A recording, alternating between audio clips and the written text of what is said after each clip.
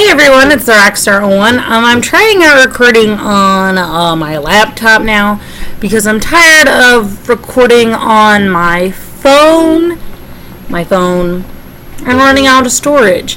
So I got this thing on my laptop now, and it's gonna annoy me because I'm gonna be looking down the whole time because I don't know, I just feel weird looking at the camera lens and not like seeing what I'm doing.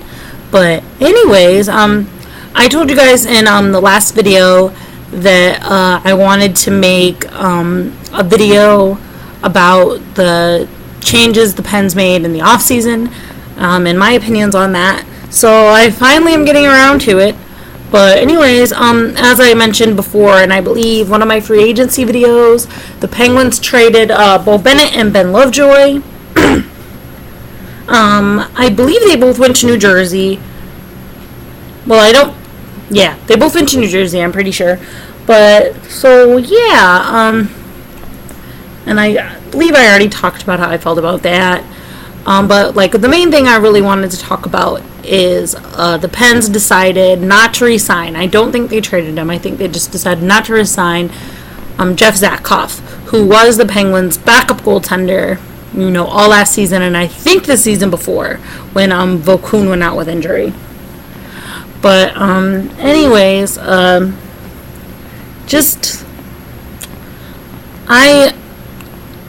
understand why they're doing it because, they wanted Matt Murray to take over as the primary backup goaltender, but I feel like they should have kept Zatkoff on in the AHL level because Matt Murray only played playoffs. He really didn't have any NHL time. Other than playoffs. He didn't play the full, 80-plus game schedule. He just played playoffs. And it's a different structure, I think is the word I want to use. Like in playoffs, you're playing a set team for 4 to 7 games. That's what's going to happen. So, your schedule. The schedule's already, out. I mean, like, in regular season, yes, your schedule. But it's different when you're just traveling back and forth between 2 cities than when you could be in Edmonton one day, in Vancouver the next day, and then back in your own city, and then back, to somewhere else.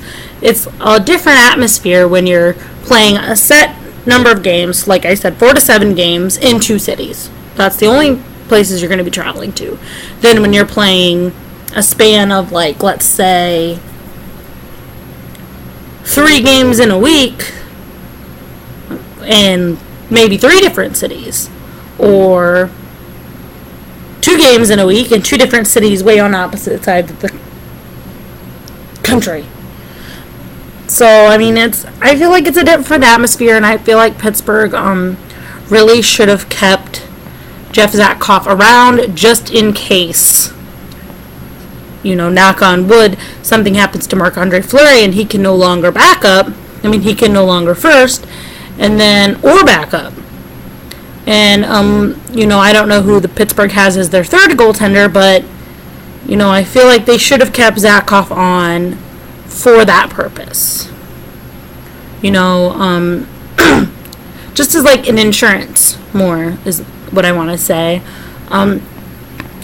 I just feel like they should have kept him around, and I feel like, I don't know. I mean, Jim Rutherford, some of the decisions he makes, I feel like he makes for right here, right now. He not really thinking far on into the future. I mean, yes, we did win the Stanley Cup because of some of the decisions he made, like in getting Hagelin, and getting Bonino, and getting Phil Kessel, and bringing Matt Murray up, But that also relies on the coach. The coach is the one who put those players together, It's not, Rutherford didn't say, hey, put Hagelin, Bonino, and Kessel on a line together and put in this guy who we just brought up from the AHL into play. That was decisions from the coach. So I feel like Rutherford, yes, he has made some good decisions, but it's because of the coach that those decisions, mesh together. And I just feel like in getting rid of Jeff Zatkoff, he is getting rid of, a great backup goaltender and someone who the Pens could fall back on if things go south with Matt Murray or with Marc-Andre Fleury. And I just feel like Pittsburgh, even like back in the 90s, they had this same issue. They had the players, Lemieux, Jagr, Francis, Samuelson, and they won 2 Stanley Cups back to back. But then when those players retired and filtered out and went to other teams, Pittsburgh was at a loss. They didn't know what to do. They were horrible for years until, they got Sidney Crosby.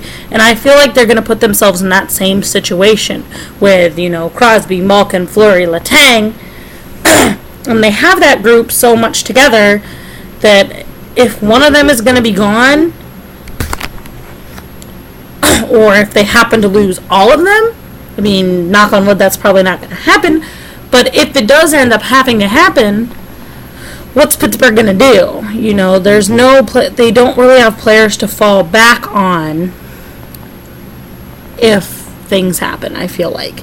They do have Hagelin, Bonino, and Kessel, but I mean, honestly, they don't really have any youth players on the Pittsburgh Penguins. I know the Wilkes-Barre Scranton Penguins have their youth players, but I feel like Pittsburgh has continuously been trying to get rid of their youth players. They traded so many picks and Kasper Kapanen to get Phil Kessel, and I mean, yeah, Kessel he's a good player, but he has years on him. I mean, it's just I feel like they're getting rid of our future for our now. And I think that's a problem a lot of teams have. I think personally one of the reasons Chicago had been so good for those years is they did keep their group together, but they also didn't sacrifice youth players to get older players, let's say. And then with their additions of now Artemi Panarin, now it's to a point where they have to get rid of those players. And I feel like Pittsburgh's going to get pushed to that point where they're going to have to get rid of one of our, the 4 or the 5. Yeah, the 5. That would be Crosby, Malkin, Kunitz, Letang, and Fleury. It's going to happen to where they might have to give one of them up. Because, with the expansion coming, a team can only keep 1 goaltender and 8 players. I mean, I think it's 7 players, 1 goaltender. So they're going to have to give up Murray or Fleury. And I honestly feel like they need to put Fleury up for it, and Vegas will probably take him. And what's Pittsburgh going to do then for a backup goaltender, It's just, there's a lot of ifs, and I don't think they really were thinking through to the future. They were just thinking about right away next season, when they really need to be thinking, they really need to be thinking about the expansion and what they're going to do. And I feel like they're in a position now where they're not going to want to separate the HBK line. They're not going to want to separate Crosby and Malkin. And they're just going to be stuck to where they're going to have to get rid of a big key player or not protect a big key player, and there's a chance that Vegas could select that player. And I don't know what Pittsburgh's going to do if that happens. One player doesn't make a team, but one player can make a difference on a team. And I just feel like Pittsburgh isn't really protecting themselves for that purpose.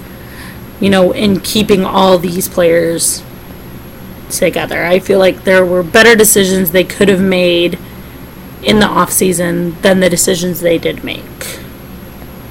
So, yeah, pretty much that's it. I just feel like, Pittsburgh, they did make some good decisions, but I also feel like they made some bad decisions, and I don't know if I like the consequences of those actions. So we shall see how this season goes. It is August now, finally. So we're about 2 months, well, a little less than 2 months away from preseason. I believe training camp starts towards the end of this month, or the beginning of September. So maybe we'll see some changes. There's still no news on any of the captaincies I believe I talked about in the last video. So we'll see if that comes to light here soon, or if the teams are going to wait until after preseason to announce, or if they're just going to go without captains until, next season. With Vegas coming in, maybe they don't want to make decisions right away because they're not sure which players they want to keep. So we shall see.